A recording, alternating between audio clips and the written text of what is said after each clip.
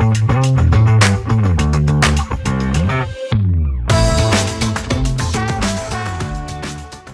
everyone. Welcome back to the Power of United Impact podcast. I'm so glad that you all are joining me today, and I have a favorite guest.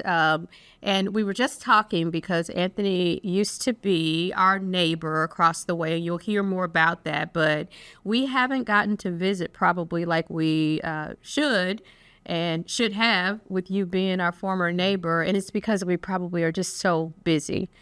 But I just want to welcome everyone again. And again, thank you for tuning in. I want to remind you to follow us where you catch your podcast. And we are going to jump right into a conversation where I am welcoming Anthony D'Agostino, who is the CEO of Peter and Paul Community Services, one of our close partners here in the community. And we're going to talk a lot about what Peter and Paul is out there doing because they are very visible right now. And you'll learn more about why.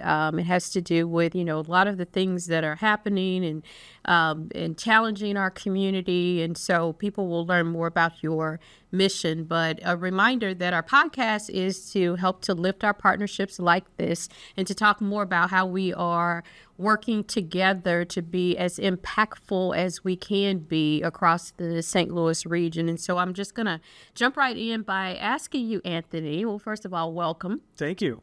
Thanks for having me. I want to ask you to share more about yourself and your journey to Peter and Paul. And I'm going to learn more about you just like the others will, but nice to have you here. Why don't you tell us more? Sure. So I don't know how far back to go. I'll just go back to coming to St. Louis. I'm not from here, so learned a lot as coming here through college and then starting my career. And, I was started with education. This is probably something you didn't know. So I started as a teacher, and then after a while, I got my degree and went into nonprofit management. So that's what got me to where I currently am. But along the road, I was at several places, including criminal justice ministry, which is where I really think I started to learn the leadership in terms of running an organization and also working with a population that is somewhat under-resourced and has a high need. So, then I ended up finding myself at St. Patrick's Center, which is when I was the neighbor You were my neighbor. United right across Way, the way, yeah. And started, because we're in this concrete environment, like I try to get out of the building and walk around. So I walked by this a lot. Yes. And so then after that, I actually knew someone at Peter and Paul Community Services who was on the board, and they were looking for a new CEO after almost 40 years of having the same founder and CEO who was retiring, Steve Campbell. So Steve decided, and he was a friend of United Way, he decided he was going to retire. And so that board member contacted me and said, we're small, but we really want to grow, and we have some growth plans, and we'd like to have someone who can have the strategic direction to move us there. And so after talking to them several times, I said, yeah, let's try it. I like a challenge and to try something new. I like growth, so we've grown a lot, and we'll talk about that, I'm sure. But that's kind of what brought me here. And the last several years has been, as we talked earlier, very challenging with all of the landscape that's moving and the funding sources and everything. But the thing that has stayed steady for Peter and Paul, and I think for a lot of organizations, is the United Way. And a lot of our funders have stepped in, especially during, I would say, COVID. Yes. And then during the tornado. And then everything else, like, this last year we had a lot of funding scares. Thank God a lot of them actually didn't come to fruition. Right. But I would say since January 2025, we had some scares. And then, we've gotten through some of that terrain. And I think we're looking good at Peter and Paul. And this winter was a huge positive success, especially with, and I know we're going to talk about this, with 211. That really worked out really well. Yeah, we'll talk more about 211. Let me go back to some of the things that you just touched on. First of all, where are you here from, and where did you come to us from? So close, okay. Kansas City. Okay. So I'm from Kansas City area, so just the other side of the state, Midwest, similar in a lot of ways. But then I always tell people it's also different because Kansas City, the systems, the political landscape, the government is just set up differently. So coming here, I had to learn some of that. As we know, there's so many amazing things about St. Louis. I was just talking to someone about this yesterday. Like, I love the place, the food, the activities, the places to go. But then, you look at some of the historical kind of silos and segregation and things that we run into that keep us from moving forward. But that's why, the nonprofits and the partnerships have been really helpful, because, when they talk about segregation and silos, I think, well, there's a lot of great collaboration that happens on the nonprofit world, and that's all I see. Usually. Well, I'm glad you talked about collaboration. And so we work every day, you and I, to just make certain we are coming closer together to combat as much as we can, to collaborate and to, like I said, be as impactful as possible. But I think working together is going to be key, right? And breaking down those silos. Let's talk more about Peter and Paul Community Services, because I want our listeners to hear more about your mission. You've been around for over 40 years now. Yep. And so very impactful, very, very much at the forefront of things right now. And what I was referring to earlier, you talked about the May 16th storm that happened last year, and we're coming up on the 1-year anniversary of that. And you talked about COVID. And so you and your team, you have been on the front lines and a part of what I would call the first responder team as far as just helping people to stabilize and to connect to resources. So talk to me about your mission and what you're out there doing in the community. And I want people to understand why you are so visible right now. Sure. So the mission of Peter and Paul Community Services is we walk with people experiencing homelessness on their journey towards lifelong stability. So basically, we're trying to work with individuals and families to make sure that they get housed and they have stability so they can live a successful life. And so, that all started, I think it's good to have the history. It started actually in the Soulard neighborhood. Some people who have been down to Soulard may have seen the big church, St. Peter and Paul Church. Yep. And that's actually where we got our name. So the neighborhood back in 1981, there was a really cold winter. And on one of the cold nights in that winter, there was a gentleman who was unhoused, homeless in the neighborhood. And he fell asleep one night, like really close to that church, and he didn't wake up. So he froze to death at night. Mm-hmm. And so the Peter and Paul Community Services was created in that direct response. It was the community coming together in the Soulard neighborhood especially and saying, within the basement of that church, we're going to create a safe space for some people to go who have nowhere to go, because no one should be dying because of the weather outside. And so we got to bring them in immediately. So that immediate shelter response was created. And I think ever since then, and I know a while ago we talked about this when culture comes up. I know at nonprofits and organizations everywhere, but for us and for me, the reason to come here as well was the culture of we respond when emergencies happen. We respond, and that's why you've been so busy lately. That's why we've been so busy lately. The need drives what we're doing, right? So it's not like we want to be running around and doing 100 different things all the time. I have to sometimes, tell people who aren't in the nonprofit world, like some of the chaos, the organized chaos that we're dealing with is because we're in immediate crisis mode and response to what we see, and we're responding to the actual landscape and the environment that's out there.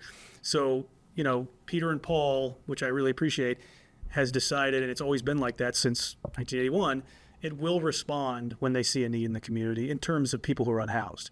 So we'll bring them in, we'll figure out, we have transitional housing, we have some permanent supportive housing, we have other models, rapid rehousing, but really let's bring them in and let's deal with their needs. And again, we did that with the tornado. This winter we did that with 211, which it really was amazing. 20,000 bed nights. We just got the number not too long ago. So, and that was a lot of it kind of pushed through the 211 system. Right. So it's all improving, and that's the bright side we're seeing.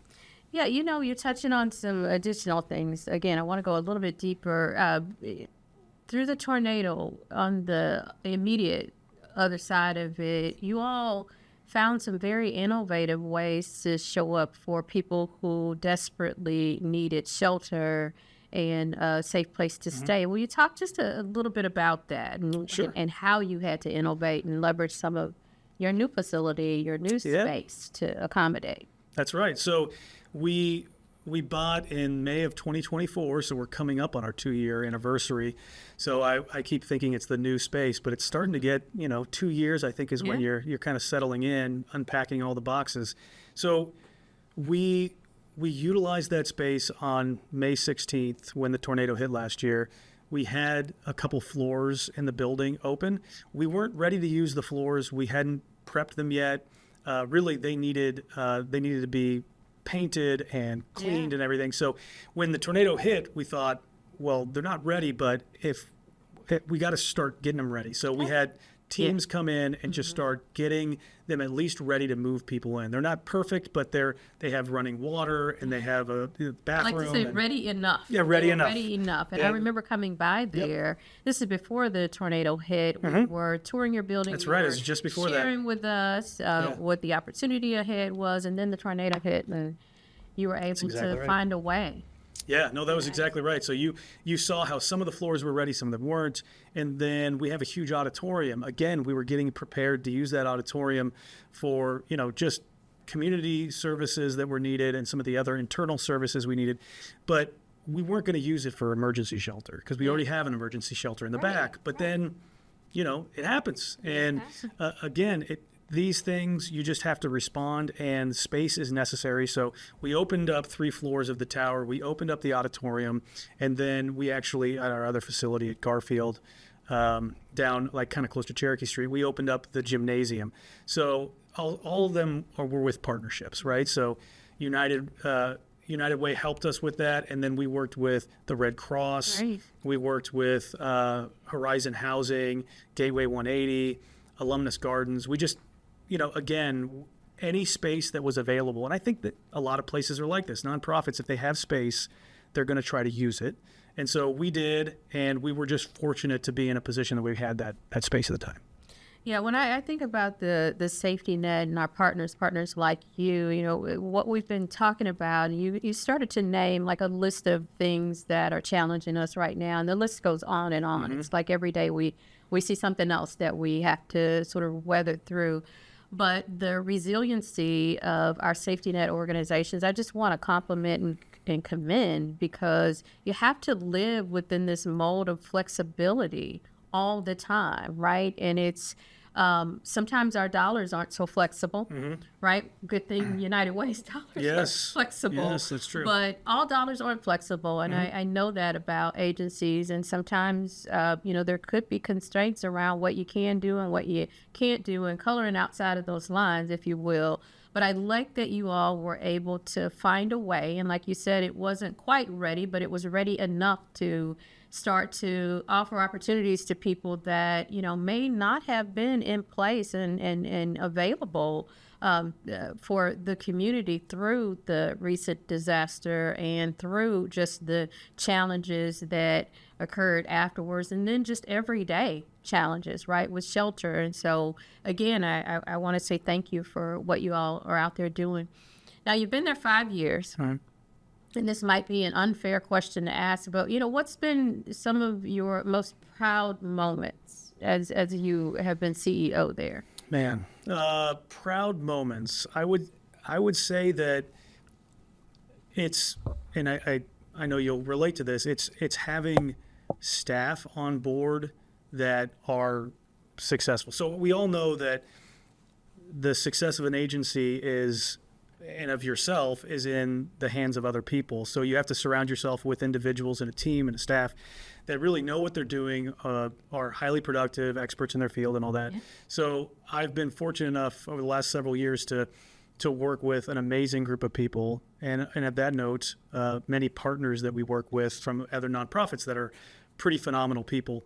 And, watching them work with our clients and getting some amazing outcomes and results. Mm. So, you can obviously point to this winter and the huge success that occurred with, tens of thousands of bed nights and working with over 1,000 individuals, bringing them off the streets. That's huge. The tornado and the floors that we handled. And then, we have amazing staff that just went through a CARF accreditation. So now we are, to brag on my staff a little bit. We're now the only CARF accredited shelter in the state of Missouri. So it's a high level clinical accreditation, and our shelter has that. And so we're high. Congratulations. Thank you. Yeah. Thank you. So holding ourselves to a high standard and always looking for improvements. I mean, that's what I'm most proud of. And you see that in the actual outcomes we see with our clients. And I know, we were going to talk about two people, like we can just jump into Denzel and Reggie. Like those are two clients that we had recently that are really, I just saw Denzel yesterday, and he is a client that I've known for a couple of years now. And now he is actually living, when I was catching up with him, when he stopped by, and I was like, what are you doing here, Denzel? He's like, well, he works for a roofing company now. Good. And the roofing company is actually wanting to bid our facilities. We have 3 facilities around town, and they're trying to figure out like roofing needs, so he's like, I know Peter Paul, like, let me talk to him. And so he's trying to figure out like, hey, can he bid? Yeah.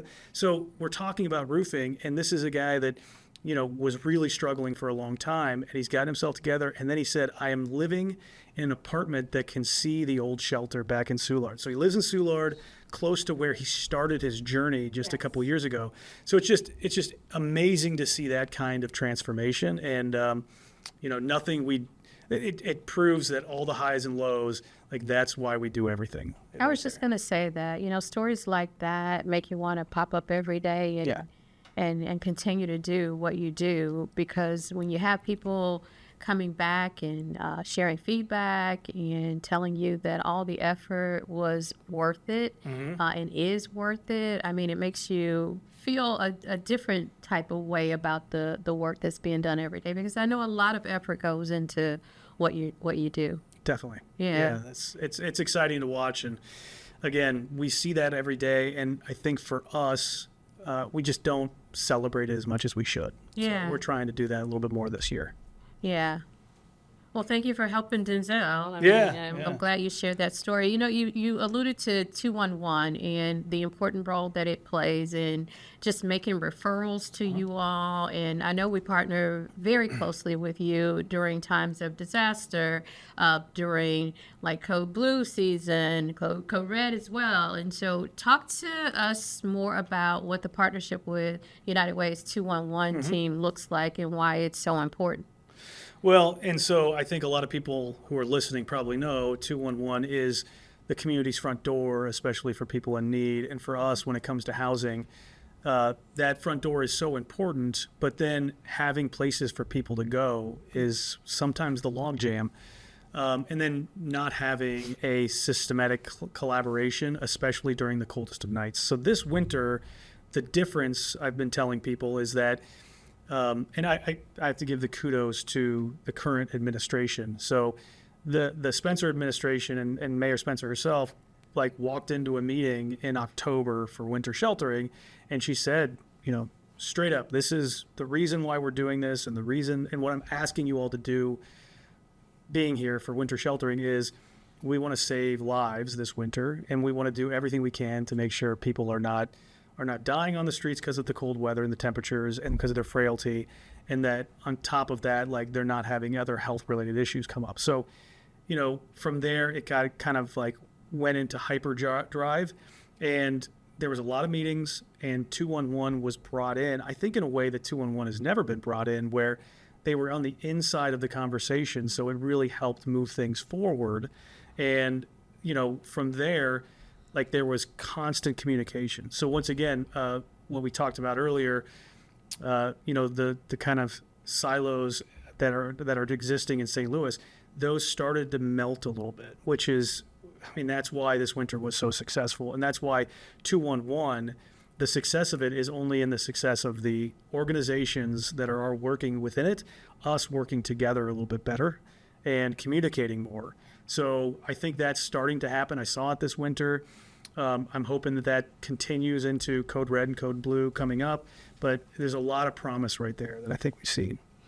Yeah, thanks for sharing that about 211. And, it's a referral line. And I want to be clear to people because sometimes there's confusion around, 211 actually providing the services. But like you said, as far as providing the services, 211, it's a referral line. And we can only refer when there is an open bed. Yep. And sometimes people think it's because we're just not we don't have open, inventory for them or a place for them. And it's like, no, we can only rely on our partners.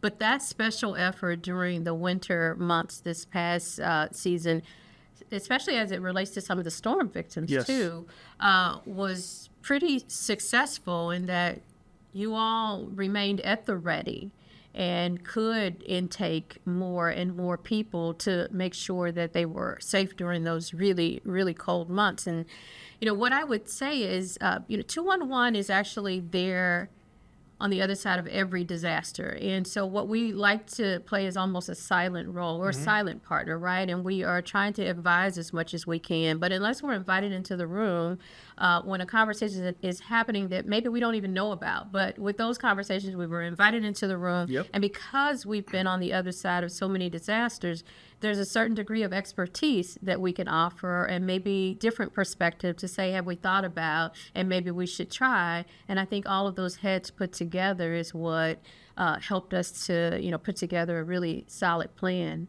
Very good partners, but good conversation and planning going into it. Yeah, to your point, I think that for the community, some people in the community, 211 is the visible kind of head of what's going on.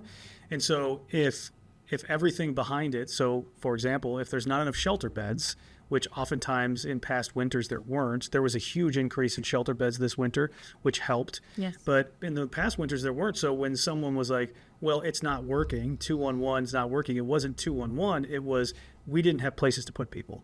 So obviously you're not going to get what you need when you call and there's no capacity. So the increase in capacity directly connected to the increase from the mayor's office and from the Board of Aldermen passing a huge amount of money, that broke open that capacity. Right. And for Peter and Paul, we were just happy to be a part of that, and we could help increase capacity. And I think what we learned is if you go to, the providers, United Way with 211, with us, with others who can do sheltering and services, if the administrations just go straight to us and start trying to solve the problem early, good things happen, which is what happened this winter.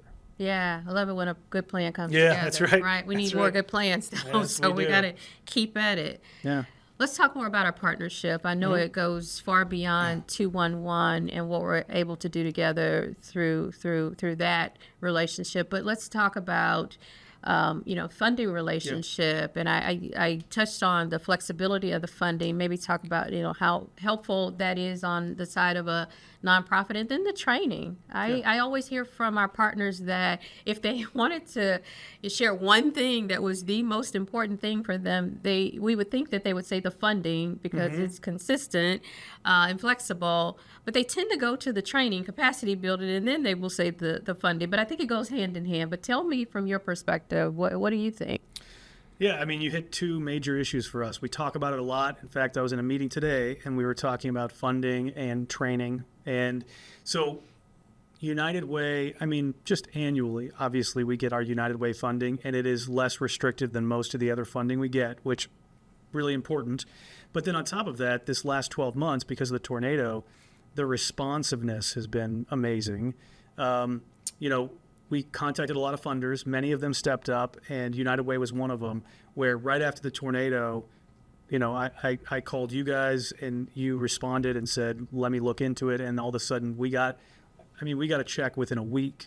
So, that is huge for cash flow. That's huge for what we do. It was a big deal to us.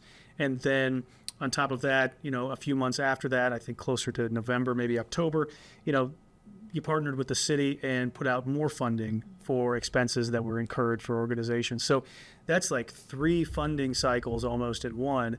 It doesn't happen very often. And again, I never got a response where, oh, well, you guys have already been funded. It was, no, you guys need this, you're doing this and this and this. Okay, let's look at what we have and let's look at what we can get you. And again, it wasn't onerous on the front end. It hasn't been onerous on the back end. And every time we communicate with Madeline, it's pretty smooth and seamless. Good. So that is what we need. I mean, we love that relationship, and it's very different than, like I said, some of the federal partnerships or other partnerships we have that there's huge restrictions.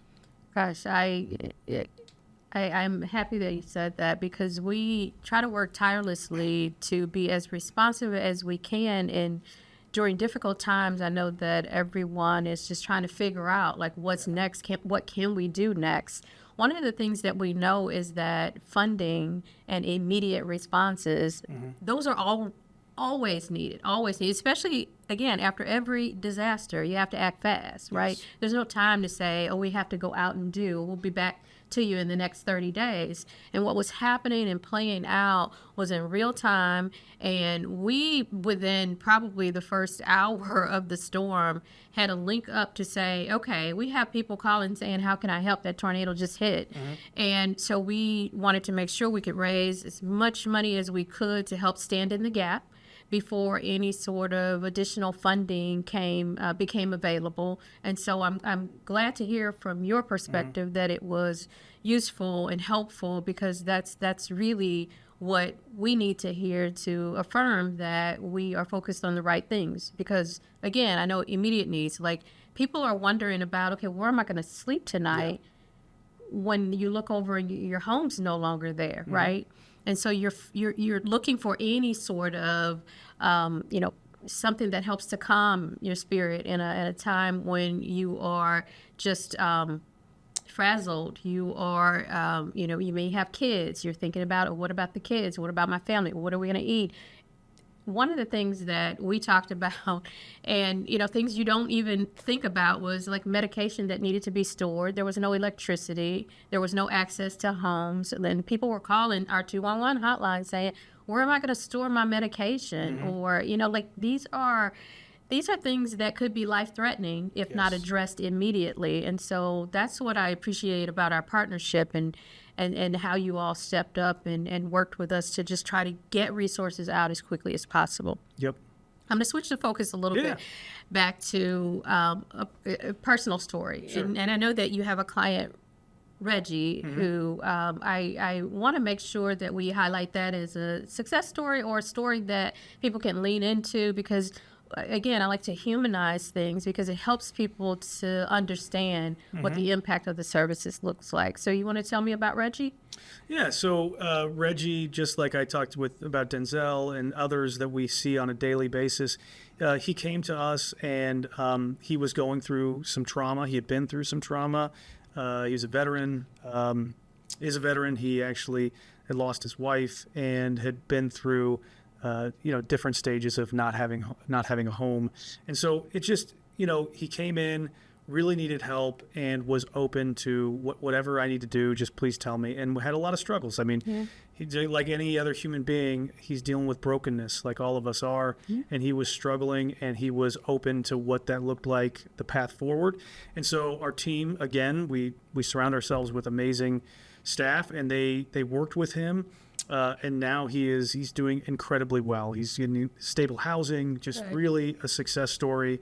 And, it's amazing to see that. And again, back to our point earlier, it's the reason, why we do the work. And we're really excited for him and his personal journey. And again, we because of our partnerships and because of our staff, we were able to work with, in the winter it was 1,000, so I don't count that year round. Like the year round amount of about 400 people, which is a lot of households, not all of them just individuals, but a lot of families.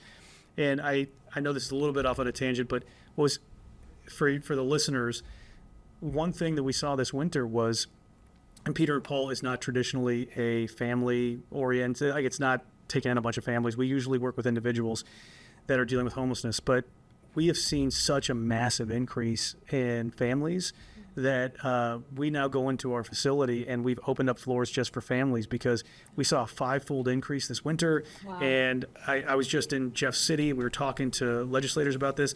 I don't know what we're going to do with all these families, because an individual is difficult enough, but a family that has nowhere to stay and no resources and services, everything's more complicated. Yeah. It's not just the cost. It's just the needs and the services, and then the supports they need from trained professionals is huge. So we're trying to meet that need. Gateway 180, other family-oriented facilities are doing it too. But that's what I'm starting to see is, when you and you guys do this after the tornado and after just in general, you put your ear to the ground and you start seeing the need. Then you have to all of a sudden say, I didn't know that. Let's course correct. Let's pivot. And so we're trying to do that. And again, the more we collaborate and work together, the more we can.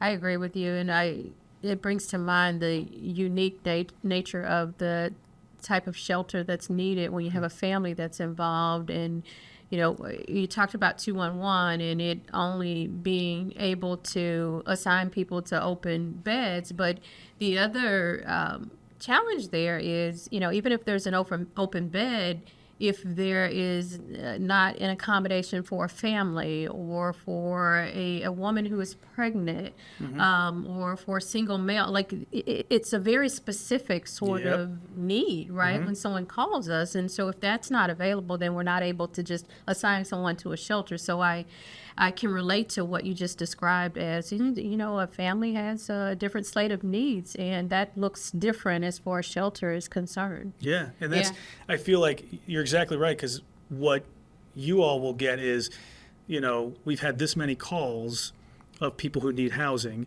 and then oftentimes it's just tried to be simplified to say, okay, well, if you have 400 people call, we need 400 more beds. Well, every bed's so different that, how many of those beds were people who have a pet? Because there aren't many places that will take people with pets. How many of those facilities are families? And, it gets so complicated. And there has to be rules to each shelter because of how they operate and how they're funded outside of just United Way. So the complexity gets there. And I think that's nonprofits in general. We have such a complexity of our different funding streams. And to our point earlier, a lot of them are restricted or restrictive. Like our men's shelter, it is funded, for federal funding specifically for men. So we can't have anyone who's not male in the facility. But we're seeing that maybe there's more of a need than just male facilities. So again, we as a community need to have those conversations. Wow. Yeah.